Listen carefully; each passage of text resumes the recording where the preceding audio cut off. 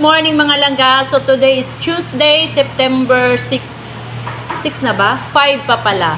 September 5 pa pala ngayon.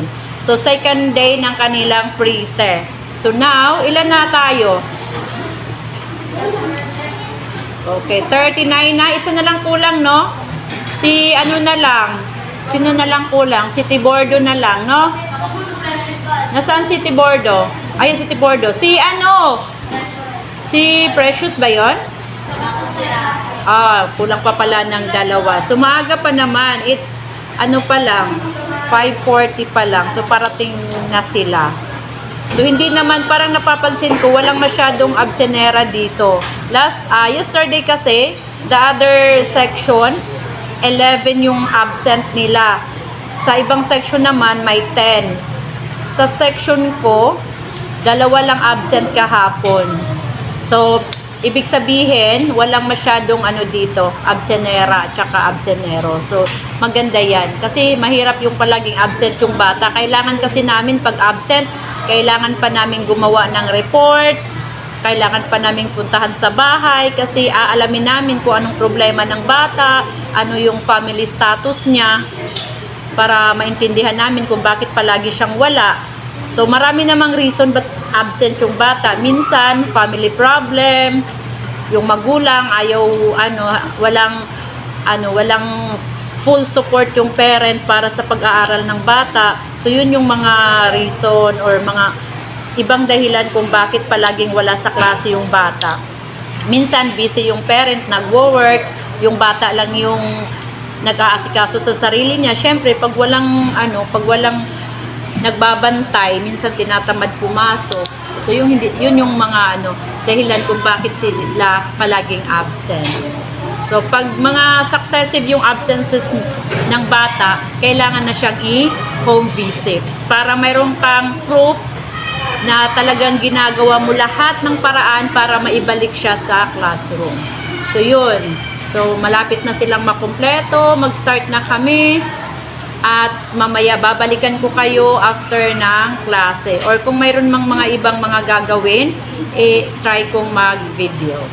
So, yan lang po muna. See you later. Bye-bye!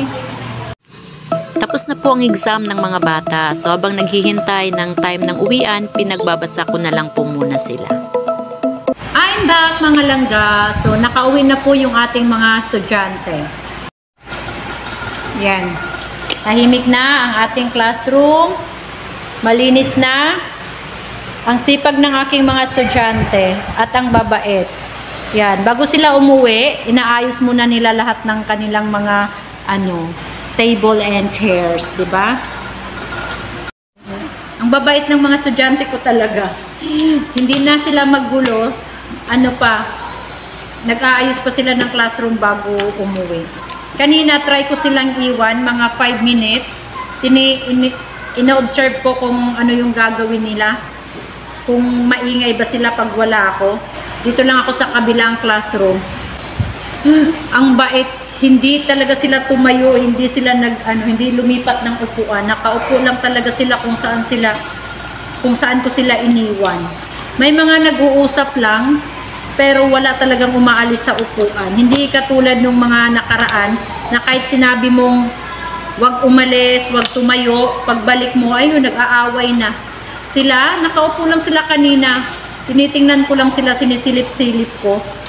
Sabi ko magbasa, yung iba nagbasa, yung iba hindi. Pero hindi talaga sila hindi sila gumagawa ng masyadong ingay. Natuwa naman ako. Sana hindi magbabago yung mga estudyante ko. Sana mabait sila hanggang matapos tong taon na to. So, yan. Ngayon, pupunta na naman tayo sa faculty room dahil gagawa ko ng lesson plan ko na naman. Everyday naman namin yung ginagawa ang lesson plan. No? Ka naman pwedeng pumasok sa classroom na wala kang lesson plan. Pag wala kang lesson plan, parang absent ka na rin. Diba? So, dapat bago ka pumasok, bago ka humarap sa mga pupils mo, you are prepared, you have very organized lesson plan. Hindi lang organized dapat alam mo rin yung ituturo mo. Hindi pwedeng tumayo ka sa harap ng iyong mga estudyante at hindi mo naintindihan yung lesson mo. So before you teach, you must know, you must study, you must learn everything. You have knowledge enough sa lesson na ituturo mo. Kasi nakakahiya naman sa estudyante, baka mas alam pa nila yung ituturo mo kaysa sa'yo, no? Kaya yun. So bago ako uwi, I make sure na yung lesson plan ko, naayos ko na lahat ng activities na ipapagawa, maayos na, at dapat ready na ako para bukas. So para makakatulog ka ng maayos, hindi yung hihiga ka, nag-iisip ka kung ano yung gagawin mo kinabukasan. So bago umuwi, bago ako uuwi, dapat nakaayos na lahat at alam ko na ang gagawin ko pagtayo ko bukas sa harap ng aking mga estudyante. Okay, so babalikan ko po mamaya kayo. Diyan lang kayo ha. O, pupunta na naman tayo sa faculty room. Yung ating aray ko. Hirap talaga isara tong pinto na to. Napakatigas. Kailangan ko pa makipag-away sa pinto na to. So, sobrang tigas. Ayaw niyang magsara. Kaya yung basura natin ilalagay natin sa CR. Nakakahiya naman sa utility. Be, pabunot ako nito, bebe. Thank you. Ingat ha. Thank you na. Kasi nahirapan akong yumuko. Okay, thank you po. Baba na ako, Mare. Nakakuha ka na ng supply?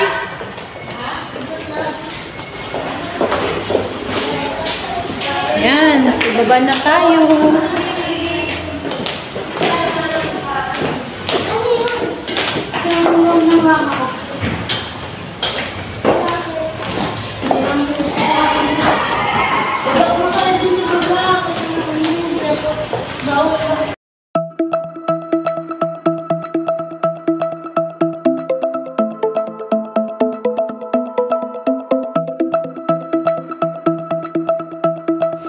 Shoutout nga pala sa aking friend sa Australia, si Razel. Ay English pala. Hello Razel, thank you very much for watching my video. Please like my video and don't forget to watch it every day, okay? And to the man in Paris, Cherry, bonjour mon amour, point souhait de toi. I don't know how to speak French, so just watch my video, okay?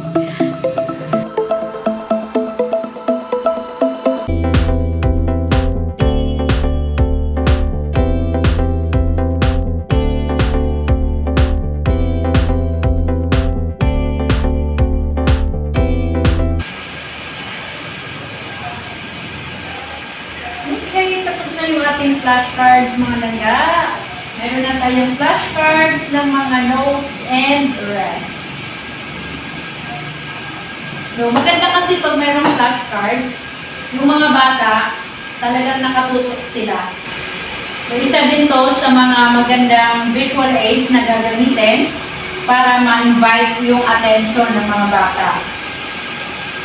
So, mas madali siyang gamitin kaysa magpe-present ako sa PowerPoint kasi kailangan ko pang magpindot-pindot. So, kapag flashcards yung gagamitin ko, steady lang ako, nakaharap sa mga bata. Kapag kasi, pag PowerPoint, pipindot pa ako, lilingon-lingon, palipat-lipat. Maliban na lang kung mayroong clicker. Wala tayong clicker, so mas maganda yung flashcards kung gusto mo na yung mabilisang recitation ng mga bata. At saka yung PowerPoints kasi, medyo mabagal siya. So ito, mas mabilisan, mas mabilis yung kanilang pag-iisip. Yun, so para ready na ito bukas. Baliktad. Bukas ko na ito lalagyan ng pangalan. So nilalagyan ko ng pangalan sa likod para hindi mo na kailangan silipin kung ano yung ipe-present mo. At kapag gagamit tayo ng flashcards, kukuha po tayo dito po sa may likod. So, ang paggamit po ng flashcards, hindi po pa ganyan, hindi pa atras. Okay, so kapag gagamit tayo ng flashcards, Dito po sa likod tayo, kukuha papunta sa harap. Bakit po? Para alam niyo po kung ano yung next mo na ipa-flash. Kasi kapag dito, hindi mo alam kung ano itong nandito. So, kailangan mo pang silipin. Whereas, kung dito ka sa likod kukuha, nakikita mo dito, ilalagay mo dito kung ano yung lalabas. So, hindi ka nasisilip. Nakaganyan ka lang.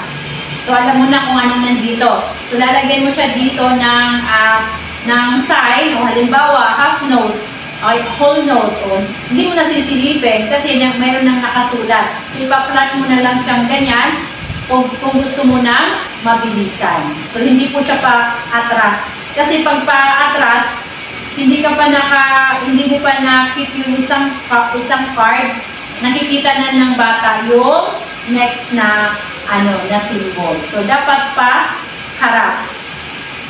Okay, so yan po ang paggamit na flashcards. Of course, tinuturo sa amin to during seminars, mga trainings, kung paano ang paggamit ng flashcards. So, baliktad pala yung paglagay ko kanina. Hindi ko pa kasi siya naayos, kaya baliktad pa. Sorry naman. Okay, so mamaya aayusin ko pa to. Okay, so yun po. So ngayon, magliligpit na tayo at uuwi tayo ng maaga. Uuwi ako ng maaga dahil nakalimutan ko palang bumili ng kanin kahapon. So medyo nagutom po ako ng very very light. Kanino ba itong kalat? Akin ba to? So magliligpit tayo kasi baka bukas papasok na yung mga teachers dito. Ngayon kasi ako pa lang yung gumagamit dahil hindi pa naglipatan. What the face! Ang shiny ng aking mukha dito talaga, grabe. So, pag mag-start na yung ikutan namin, mag-start na yung klase, may mga teachers na po dito sa faculty room namin. Kasi pag vacant, dito sila mag-stay. Ngayon kasi hindi pa kami nag-ikutan dahil nag-stay pa kami sa bawat classroom dahil may pre-test, numeracy test, at iba pang mga activities yung bata. So, hindi pa kami nag-start ng official classes namin. So, tomorrow, mag-start na po. So, expected na mayroon ng mga teachers dito sa faculty room. So, ito po ay faculty room ng grade 5. Ayan. Marami pong tables dito kasi 8 po kami lahat. Yung iba, may mga special room sila kaya hindi po sila pumupunta dito. Okay, so yun lang po. Uwi na tayo. At nagugutom na ako. So, yan lang mga langga. Thank you very much po for watching my video. Please like and subscribe. Bye-bye! See you po tomorrow.